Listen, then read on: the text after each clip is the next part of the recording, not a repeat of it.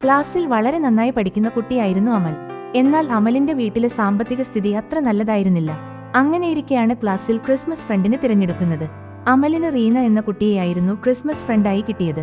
റീനയ്ക്ക് കൊടുക്കാൻ പറ്റുന്ന രീതിയിൽ നല്ല ഒരു ഗിഫ്റ്റ് തന്നെ അമലിന്റെ അച്ഛൻ വാങ്ങി അമലിന് കൊടുത്തിരുന്നു. പക്ഷേ അമലിന് ഒരു അപഹർഷിതാബോധം വന്നു തുടങ്ങി. ക്ലാസ്സിലെ എല്ലാവരും വലിയ വിലയുള്ള ഗിഫ്റ്റാവും കൊണ്ടുവരിക, ഞാൻ മാത്രം ചെറിയ ഗിഫ്റ്റ് കൊടുക്കേണ്ടി വരുമല്ലോ എന്നായിരുന്നു അവന്റെ മനസ്സിൽ. അമൽ ഈ കാര്യം ടീച്ചറോട് പറഞ്ഞു. അവന്റെ വിഷമം മനസ്സിലാക്കിയ ടീച്ചർ പറഞ്ഞു, അമൽ, ക്രിസ്മസ് ഫ്രണ്ടിനെ തിരഞ്ഞെടുക്കുന്നത് നമുക്ക് നമ്മുടെ കൂട്ടുകാരോടുള്ള സ്നേഹം പ്രകടിപ്പിക്കാനും ആ സൗഹൃദത്തിന്റെ വ്യാപ്തി കൂട്ടാനുമാണ്. അതിൽ വലുതെന്നോ ചെറുതെന്നോ ഇല്ല. നിന്റെ ഹൃദയത്തിൽ നിന്നും കൊടുക്കുന്ന സമ്മാനമാണ് ഏറ്റവും വലിയ സമ്മാനം. അതാണ് ക്രിസ്മസ് തരുന്ന ഏറ്റവും വലിയ സന്ദേശം. അമലിന് ടീച്ചർ പറഞ്ഞ കാര്യം മനസ്സിലായി. അവൻ അവന്റെ അച്ഛൻ വാങ്ങിക്കൊടുത്ത സമ്മാനം തന്നെ റീനയ്ക്ക് കൊടുത്തു. സമ്മാനം കിട്ടിയ റീനയ്ക്ക് വലിയ സന്തോഷമായി. അവൾ മനസ്സിൽ ആഗ്രഹിച്ച ഒരു ഗിഫ്റ്റ് തന്നെയാണ് അവൾക്ക് കിട്ടിയതും.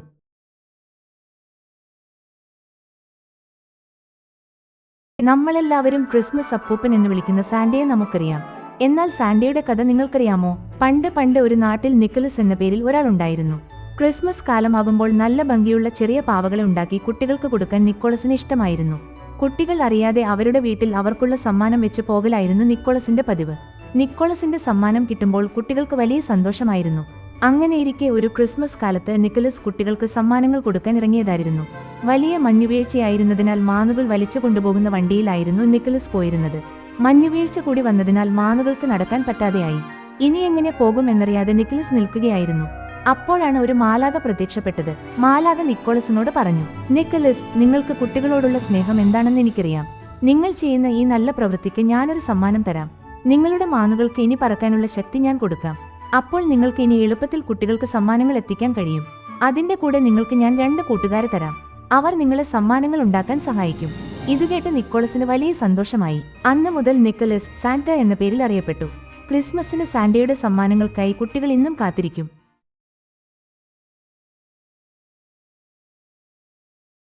ഒരു ക്രിസ്മസ് കാലത്താണ് ഈ കഥ നടക്കുന്നത്. ഒരു നാട്ടിൽ അലീന എന്ന ഒരു കൊച്ചു മിടുക്കിയുണ്ടായിരുന്നു. അവളുടെ അനിയത്തിയായിരുന്നു റിയ. അവരുടെ അച്ഛൻ ഒരു കച്ചവടക്കാരനായിരുന്നു. മരത്തിൽ നിന്നും നല്ല പാവകളെ ഉണ്ടാക്കി വിറ്റ് അതിൽ നിന്ന് കിട്ടുന്ന സമ്പാദ്യം കൊണ്ടായിരുന്നു അവർ ജീവിച്ചിരുന്നത്. ക്രിസ്മസ് കാലമായതിനാൽ പാവകൾക്ക് നല്ല കച്ചവടമായിരുന്നു. അങ്ങനെയിരിക്കെ റിയ അച്ഛനോട് ഒരു ആഗ്രഹം പറഞ്ഞു. അച്ഛാ, എനിക്ക് ക്രിസ്മസ് ഗിഫ്റ്റ് ആയിട്ട് ഒരു പാവയെ തരാമോ? കച്ചവടം കഴിഞ്ഞു വരുമ്പോൾ ബാക്കിയുള്ള പാവകളിൽ ഒരെണ്ണം തരാമെന്നായിരുന്നു അച്ഛന്റെ മറുപടി.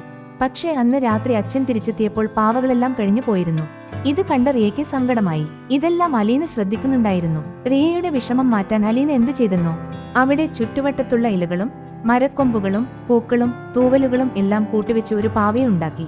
എന്നിട്ടത് റിയയ്ക്ക് കൊടുത്തു. പാവയെ കിട്ടിയ റിയയ്ക്ക് വളരെ സന്തോഷമായി. ഇതെല്ലാം അച്ഛൻ കാണുന്നുണ്ടായിരുന്നു. അലീനയ്ക്ക് ഇത്രയും കഴിവുണ്ടെന്ന് അച്ഛൻ അറിഞ്ഞിരുന്നില്ല. അങ്ങനെ പിറ്റേന്ന് മുതൽ അലീനയും സ്വന്തം കഴിവ് മനസ്സിലാക്കി പുതിയ പാവകളെ ഉണ്ടാക്കി അച്ഛന്റെ കൂടെ വിറ്റു തുടങ്ങി. അച്ഛനെ സഹായിക്കാനായി റിയയും അലീനയുടെ കൂടെ കൂടി.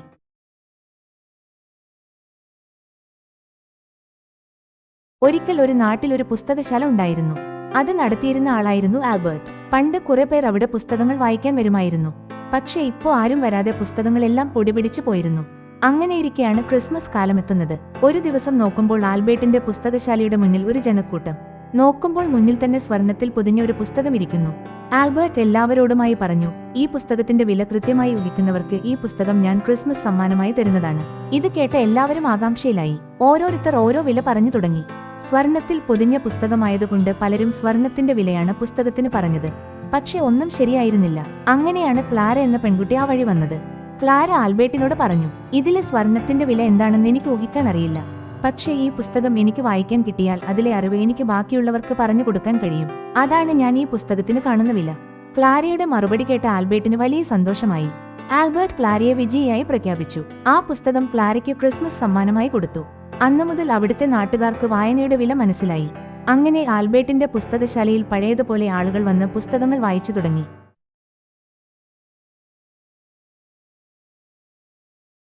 ക്രിസ്മസ് ആവാനായി കാത്തിരിക്കുകയായിരുന്നു ജോ.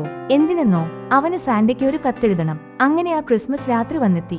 അവൻ സാന്റയ്ക്ക് കത്തെഴുതി വെച്ചു. പ്രിയപ്പെട്ട സാന്റ, എനിക്കിതുവരെ ക്രിസ്മസിന് ഒരു നല്ല ഗിഫ്റ്റ് പോലും തന്നിട്ടില്ല. എന്റെ അച്ഛൻ വാങ്ങിത്തന്ന ഗിഫ്റ്റ് എനിക്കിഷ്ടപ്പെട്ടതുമില്ല. ഇത്തവണ എനിക്കൊരു വില കൂടിയ ഗിഫ്റ്റ് തന്നെ തരണം. ഇത് എഴുതിവെച്ച് അവൻ ഉറങ്ങാൻ കിടന്നു.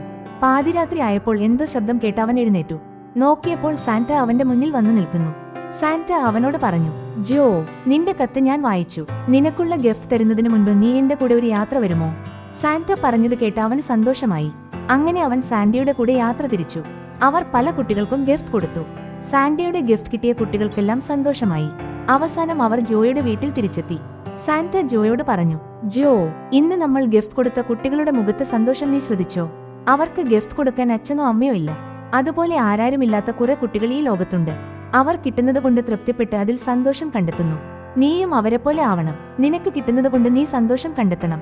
ഇങ്ങനെ പറഞ്ഞു അവനുള്ള ഗിഫ്റ്റ് കൊടുത്ത് സാന്റ മടങ്ങി. ജോയ്ക്ക് അവന്റെ തെറ്റ് മനസ്സിലായി. അന്ന് മുതൽ അവന്റെ അച്ഛനും അമ്മയും കൊടുക്കുന്നതൊന്നും അവൻ കുറച്ച് കണ്ടിട്ടില്ല.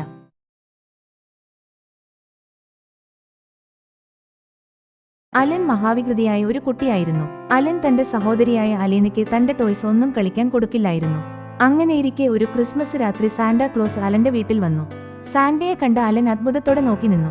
സാന്റ സ്നേഹത്തോടെ അലനോട് പറഞ്ഞു. ഞാൻ നിനക്ക് ഇന്ന് 2 സമ്മാനം തരാം. അതിലൊന്ന് നീ നിന്റെ സഹോദരിക്ക് കൊടുക്കണം. ഇനി മുതൽ നിനക്ക് കിട്ടുന്നതെല്ലാം നീ നിന്റെ സഹോദരിക്കും ഷെയർ ചെയ്യണം. അല്ലെങ്കിൽ അടുത്ത ക്രിസ്മസിന് ഞാൻ നിനക്ക് തരുന്ന 2 സമ്മാനവും തിരിച്ചു കൊണ്ടുപോകും. അത് കേട്ട അലന് തന്റെ തെറ്റ് മനസ്സിലായി. അലൻ സമ്മാനങ്ങളിൽ ഒന്ന് അലീനയ്ക്ക് കൊടുക്കാമെന്ന് സാന്റയ്ക്ക് ഉറപ്പ് നൽകി. പിറ്റേന്ന് തന്നെ അലൻ സാന്റയ്ക്ക് കൊടുത്ത ഉറപ്പ് പാലിച്ചു. സമ്മാനം കിട്ടിയ അലീനയ്ക്ക് സന്തോഷമായി. അന്ന് മുതൽ അലൻ തനിക്ക് കിട്ടുന്നതിൽ പകുതി അലീനയ്ക്കും കൊടുത്തു.